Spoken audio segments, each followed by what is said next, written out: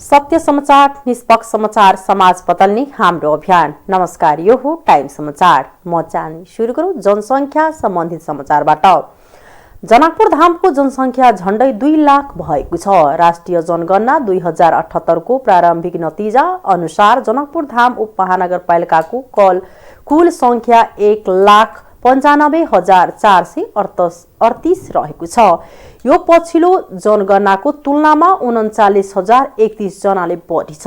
राष्ट्रिय जनगणना 2078 को अनुसार वर्तमान मध्य प्रदेशको राजधानी जनकपुर धाममा 1,04,17 जना पुरुष र 95,021 जना महिला छन्।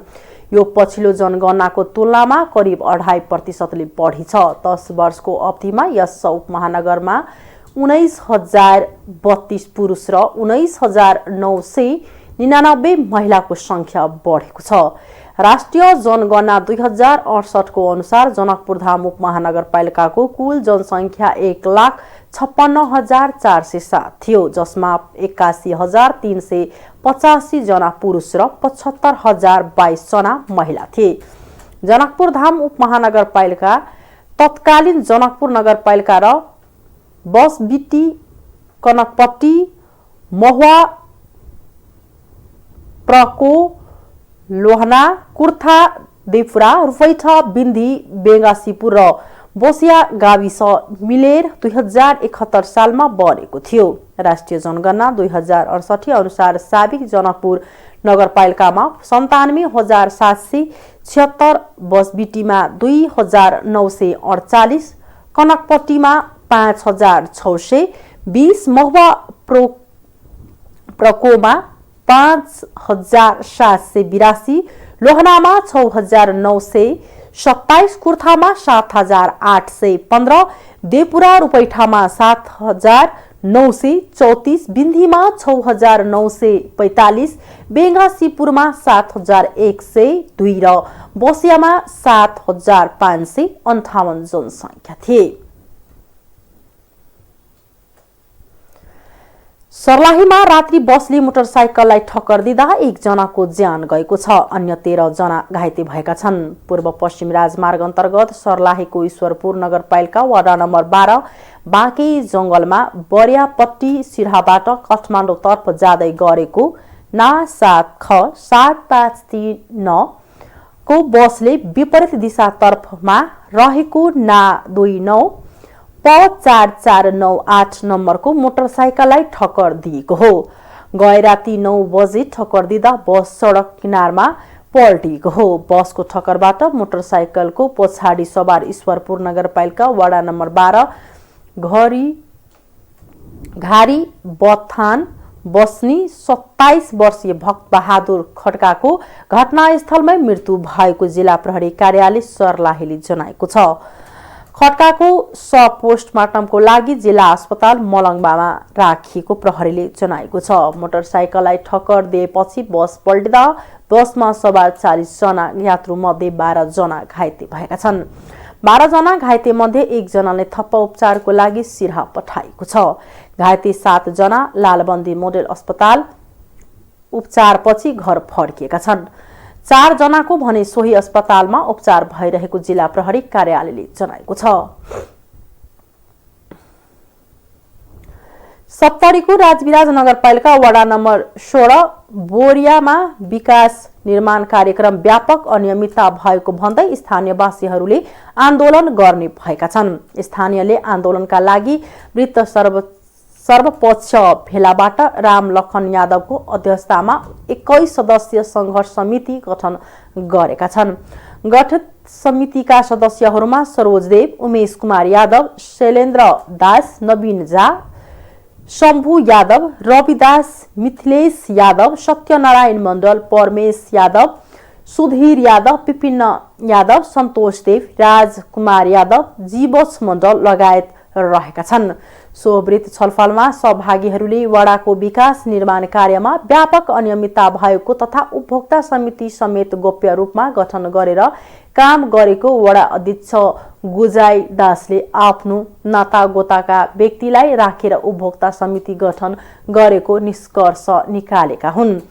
संघर्ष समितिले वडामा भइरहेको विकास निर्माण कार्य पारदर्शी हुनुपर्ने जस्ता माग सहित वडा कार्यालयमा तालाबन्दी चेतावनी समेत दिएको छ। बारामा पार्किङ गरिराखिएको यात्रुवाहक बसमा आगजनी गरेको छ। जिल्लाको कोहलवी नगरपालिका 6 कुमरगढी गाउँमा पार्किङ गरिराखिएको ना 7 ख 3535 नम्बरको बसमा आगजनी गरेको हो। स्थानीय शिक्षक तेज प्रकाश चौधरीको बसमा अज्ञात समूहले आगजनी गरेको स्थानीय बासिन्दाहरूले बताएका छन्। ग्रामीण भेगबाट वीरगञ्जसम्म सञ्चालन गर्दै सर्वसाधारणलाई सुविधा दिँदै आएकोमा कसले र किन आगजनी गरेको आफूलाई थाहा नभएको शिक्षक चौधरीले बताए। स्थानीय शिक्षक श्री राम शाहले छठी घाटमा पार्किङ गरिराखेको बस केही पर गुडाएर सिसाहरू फुल्टादै पेट्रोल छड्केर आगजनी गरेको बताए। बसको सबै भाग पूर्ण रूपले जलेको बताएको छ। यता जिल्ला प्रहरी कार्यालय बाराका प्रहरी प्रवक्ता राजेश थापाले घटना कसले र किन गरेको भने खुल्न सकेको छैन। आगजनी गर्ने व्यक्तिको खोजी भइरहेको प्रहरीले जनाएको छ। राष्ट्रिय सभाको बैठक पुनः अनिश्चितकालका लागि स्थगित भएको छ। यसअघि माघ 17 गतेका लागि बोलाएको बैठक पुनः अनिश्चितकालका लागि स्थगित गरेको हो। संघीय संसद सचिवालयका महासचिव भरतराज गौतमले विज्ञप्ति जारी गर्दै विशेष कारणवश तोकिएको समयमा बैठक बस्न नसकेकाले अर्को सूचना नभएसम्मका लागि स्थगित गरेको उल्लेख गरेका छन्। यसअघि संघीय संसद सचिवालयले आइतबार बोलाएको प्रतिनिधि सभाको बैठक पनि शनिबार सूचना निकालेर 10 दिनपछि सारेको थियो। राष्ट्रपति विद्यादेवी भण्डारीले राजनीतिक दल र सम्बन्ध सबैलाई जनताको हितका लागि समर्पित हुन शहीद दिवसले हौसला प्रदान गरोस् भन्ने कामना गरेकी छिन्। शहीद दिवस 2078 को अवसरमा एक सन्देश दिँदै राष्ट्रपति भण्डारीले शहीदहरूको बलिदानबाट प्राप्त संघीय लोकतान्त्रिक गणतन्त्रात्मक शासन व्यवस्थाको माध्यमद्वारा दिगो शान्ति सुशासन विकास र समृद्धिको आकांक्षा पूरा गर्नेतर्फ अग्रसर हुनुपर्ने बताएकी छिन्। दिगो शान्ति सुशासन विकास र समृद्धिको आकांक्षा पूरा गर्नेतर्फ मन वचन र कर्मले समर्पित भए मात्रै शहीदप्रति सच्चा श्रद्धाञ्जली हुने उहाँको भनाइ छ। प्रत्येक वर्ष माघ 16 गते मनाइने शहीद दिवसको अवसरमा प्रधानमन्त्री शेरबहादुर देउवा शहीद स्मारक लैनचौर पुगेका छन्। काठमाडौँ महानगरपालिकाले गरेको आयोजनामा शरीक भएका प्रधानमन्त्री देउवाले शहीद स्तम्भमा माल्यार्पण गरेका छन्। प्रजातन्त्र स्थापना एवं पुनः स्थापना तथा विभिन्न कालखण्डका स्वतन्त्रताका लागि जीवन अर्पण गर्ने शहीदको सम्झनामा विविध कार्यक्रम गरी आज देशभर मनाइँदैछ। यस दिन हुने औपचारिक कार्यक्रममा जिम्मेवार अधिकारीहरूबाट शहीदको सपना पूरा गर्ने प्रतिबद्धता व्यक्त गर्दै आएको छ।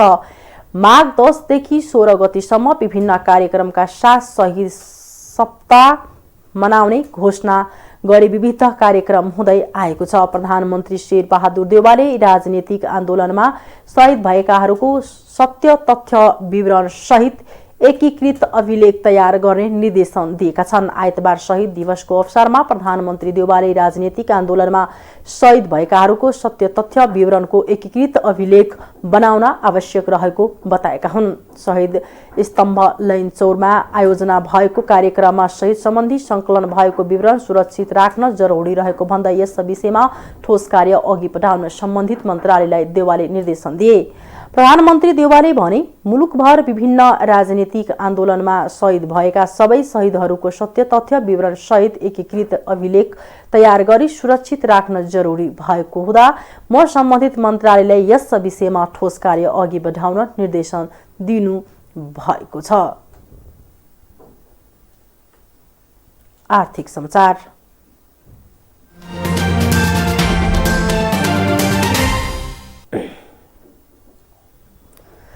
वाणिज्य बैंकहरूको खुद नफामा वृद्धि भएको छ। चालू आर्थिक वर्षको 6 महिनामा बैंकहरूले 33 अर्ब 46 करोड 71 लाख 94 हजार रुपैयाँ कमाएका छन्। यो अघिल्लो आर्थिक वर्षको 6 महिनाको तुलनामा 7.70% बढ्यो। यद्यपि यसमा हिमालयन बैंकको भनाइ जोडिएको छैन। नेपाल इन्भेस्टमेन्ट बैंकसँग मर्जर सम्झौता गरेर अन्तिम समयमा आएर मर्जर भाडिएको हिमालयनले वित्तीय विवरण सार्वजनिक गरेको छैन। अघिल्लो वर्षको 6 महिनामा भने यो बैंकले 65 करोड 32 लाख रुपैयाँ खुद मुनाफा आर्जन गरेको थियो। चालू आर्थिक वर्षको पुस मसानसम्म सबैभन्दा धेरै मुनाफा कमाउने बैंकमा ग्लोबल आइएमई बैंक पहिलो नम्बरमा देखिएको छ। अघिल्लो वर्षको 6 महिनामा 2 अर्ब 31 करोड रुपैयाँ कमाएको यस बैंकले चालू आर्थिक वर्षको पुस मसानसम्म 2 अर्ब 66 करोड रुपैयाँ खुद मुनाफा आर्जन गरेको छ। मुनाफा धेरै कमाउने दोस्रो नम्बरमा एनआईसी एसिया बैंक देखिएको छ। व्यवसाय विस्तारमा निकै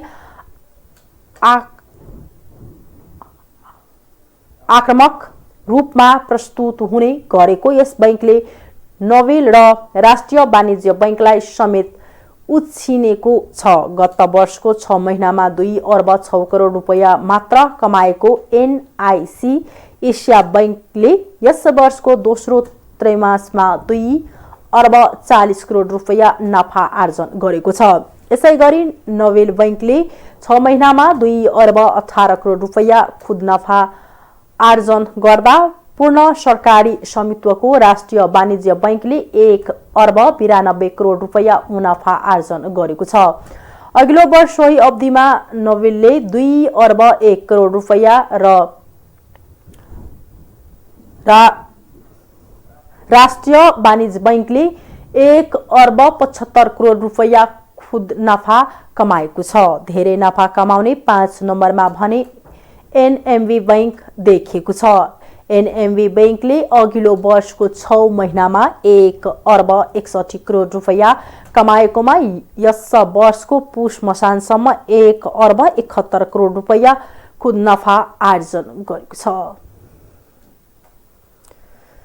कोभिड-19ले व्यापार व्यवसायमा प्रत्यक्ष प्रभाव पारिरहेको अवस्थामा अधिकांश वाणिज्य बैंक खराब कर्जा घटाउन सफल भएका छन्। चालू आर्थिक वर्षको 2078 र 79 को दोस्रो त्रैमाससम्ममा 27 वटा वाणिज्य बैंक मध्ये अधिकांश खराब कर्जा घटाउन सफल भएका हुन्। 27 वटा वाणिज्य बैंक मध्ये 21 वटा बैंक खराब कर्जा घटाउन सफल भएका छन्। सबैभन्दा बढी खराब कर्जा घटाउनेमा सिद्धार्थ बैंक लिमिटेड रहेको छ। यो बैंकले गत आर्थिक वर्ष 2077 र 78 को दोस्रो त्रैमाससम्मको तुलनामा चालू आर्थिक वर्षको दोस्रो त्रैमासिकसम्म 1.54 बिन्दुले खराब कर्जा घटाउन सफल भएको छ। चालू आर्थिक वर्षको दोस्रो त्रैमाससम्ममा यो बैंकको खराब कर्जा घटेर 0.37% कायम भएको छ। गत आर्थिक वर्षको दोस्रो त्रैमाससम्ममा यो बैंकको खराब कर्जा 1.91% थियो।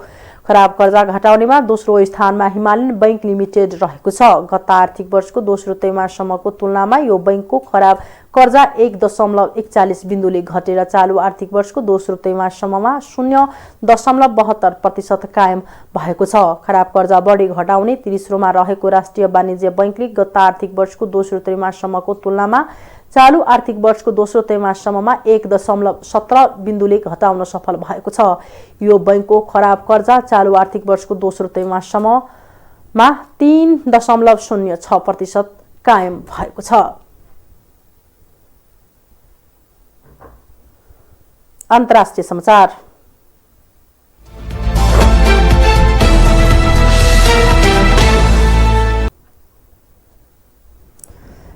राष्ट्रिय संघका मानवाधिकार प्रमुख मिसेल ब्यासेलेले म्यानमारका जनताको ज्यान र स्वतन्त्रताप्रति संवेदनशील नबनेकोमा सरकारले ठूलो मूल्य चुकाउनु पर्नेमा चेतावनी दिएका छन्। उनले म्यानमार विरुद्धको अन्तर्राष्ट्रिय प्रतिक्रियालाई अप्रभावी रहेको टिप्पणी गर्दै यसमा सङ्कटको परिमाणसँग मिल्दोजुल्दो तत्काल भावनाको अभाव रहेको बताए। म्यानमारका सैनिक शासकलाई आफ्नै जनता विरुद्ध हिंसा बन्द गर्न र छिटो नागरिक शासन पुनः स्थापित गर्न विश्वास नेताहरूले दबाव बढाउनु पर्नेमा उनको जोड छ।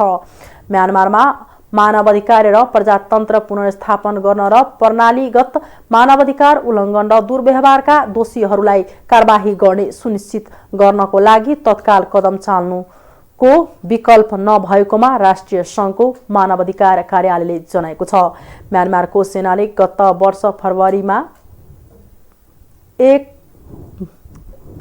1 मा सत्ता कब्जा गरी नागरिक सरकारलाई अपदस्थ गर्दै नेत्री आङ सान सुचीलाई गिरफ्तार गरेको थियो। उक्त कदमको विरोधमा म्यानमारका जनताको विद्रोह जारी छ। यस क्रममा सेनाले गरेको रक्तपातपूर्ण कारबाहीमा सयौंले ज्यान गुमाएका छन्। अझै पनि हजारौं नागरिकलाई सरकारको विरोधमा लागेको आरोपमा सेनाले हिरासतमा राखेको छ। बेलायतले रूस र युक्रेन बीच बढ्दो तनावबीच कूटनीतिक र सैन्य कदम उठाउने भएको छ। प्रधानमन्त्री बोरिस जोन्सनले एक विज्ञप्ति जारी गर्दै बेलायतले नेटो गठबन्धन मार्फत बाल्टिक राज्य तथा पूर्वी युरोपमा परिचालित आफ्नो सैन्य संख्या दोब्बर पार्ने बताएका छन्। साथै बेलायतले इस्टोनियामा हतियार पनि पठाउने बताएको छ। बेलायतको यो प्रस्तावलाई ब्रसेल्समा भोलि हुने नेटो मन्त्री स्तरीय बैठकमा पेश गर्ने भएको छ। अर्कोतर्फ बेलायती रक्षा तथा विदेश मन्त्री वार्ताका लागि मस्को जाने तयारी गरेका छन्। प्रधानमन्त्री जोन्सन पनि अर्को हप्ता पूर्वी युरोपको भ्रमणमा जाने तयारीमा रहेको बीबीसीले जनाएको छ। रुसले युक्रेनको सीमामा 10,000 सेना ट्याङ्क मिसाइलका साथै अन्य हतियार परिचालन गरेपछि पश्चिम देशहरूले युक्रेनमाथि आक्रमणको तयारी भइरहेको विश्लेषण गरेका छन्। रुस आफैले भने आक्रमणको आरोप अस्वीकार गर्दै आएको छ, तर पश्चिमा देशहरूले भने युक्रेनलाई विभिन्न हतियारसहित सैन्य सहयोग बढाएका छन्। उत्तर कोरियाले सन् 2017 पछि पहिलो पटक सबैभन्दा ठूलो क्षेप्यास्त्र प्रक्षेपण गरेको अनुमान गरेको छ। उत्तर कोरियाले आफ्नो पूर्वी तटबाट बिहान क्षेप्यास्त्र परीक्षण गरेको दक्षिण कोरियाले जनाएको बीबीसीमा उल्लेख छ। यो महिनामा उत्तर कोरियाले प्रहार गरेको यो 7औं क्षेप्यास्त्र हो। संयुक्त राष्ट्र संघले उत्तर कोरियालाई ब्यालिस्टिक क्षेप्यास्त्र र पारमाणविक अस्त्र परीक्षण गर्न रोक लगाएको छ, तर उत्तर कोरियाले यो प्रतिबन्ध उल्लङ्घन गर्दै आएको छ। जापान, दक्षिण कोरिया र अमेरिकाले परमाणु परीक्षणको विरोध गर्दै आएका छन्। विश्वभर कोरोना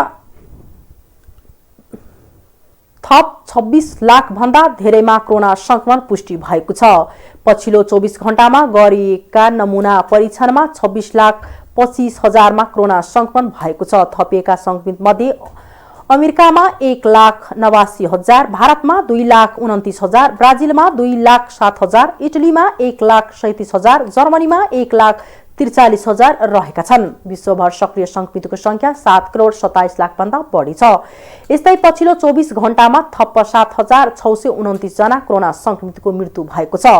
मृतक मध्ये अमेरिकामा 1,118, भारतमा 892, ब्राजिलमा 695, फ्रान्समा 178, बेलायतमा 296, रसियामा 668, टर्कीमा 147, इटलीमा 377, अर्जेन्टिनामा 179, कोलम्बियामा 272, मेक्सिकोमा 467 र पोल्यान्डमा 231 जनाको कोरोनाबाट मृत्यु भएको हो।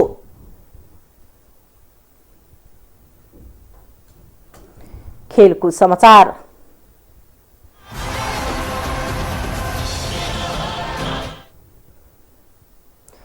T20 विश्वकप ग्लोबल क्वालिफायर समूह 1 को पहिलो खेलमै नेपालले आयोजक राष्ट्रिय ओमानसँग खेल्ने भएको छ।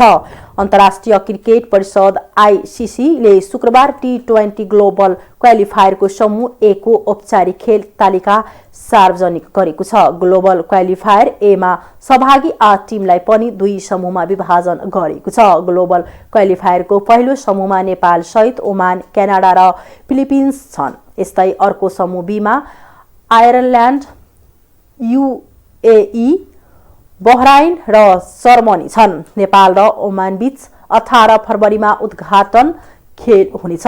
यस्तै नेपालले फरवरी 19 मा फिलिपिन्स र फरवरी 21 का क्यानाडासँग खेल्नेछ।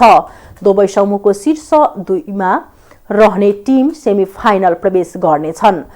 सेमिफाइनल जित्दै फाइनल पुग्ने 2 टोलीले आगामी अक्टोबर-नोभेम्बरमा अस्ट्रेलियामा हुने T20 विश्वकपमा छनौट हुनेछन्। T20 विश्वकप छनौट अघि नेपाल, आयरल्यान्ड, ओमान र UAE सम्मिलित T20 सिरिज खेल्नेछ।